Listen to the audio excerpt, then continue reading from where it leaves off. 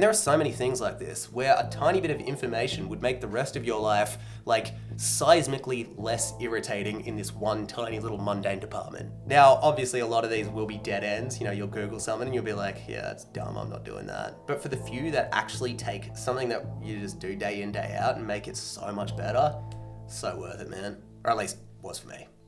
I'm sure there are a lot of people who already do this, so, you know, if you are, I'm jealous of ya. When I was a teenager, I didn't have much structure, didn't have much purpose, I didn't really have a sense of belonging, I didn't have money, and my mental health was awful, man. But doing and selling drugs solved all of these problems. Temporarily, obviously. I think this often gets overlooked when people are talking about addiction, is how many problems those substances seem like they solve when they start. And this is why they're addictive. Obviously, a lot of these things you can get without drugs, but when you do get them with drugs, combined with whatever it is that drugs are doing, it's like really bad, man.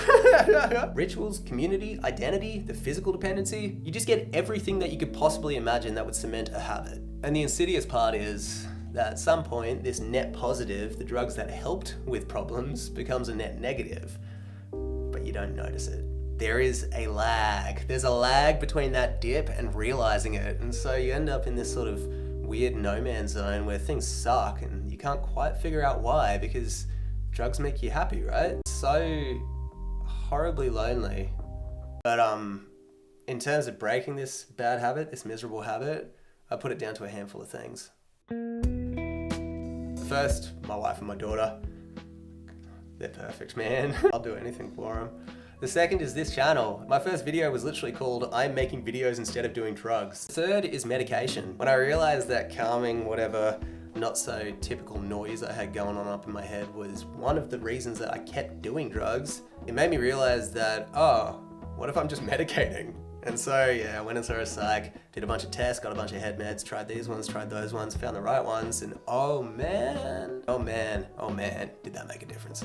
And then the big fourth reason is admitting powerlessness. What admitting powerlessness did for me was accepting that I am incapable of moderation. The line, you only control the first drink, really resonated with me.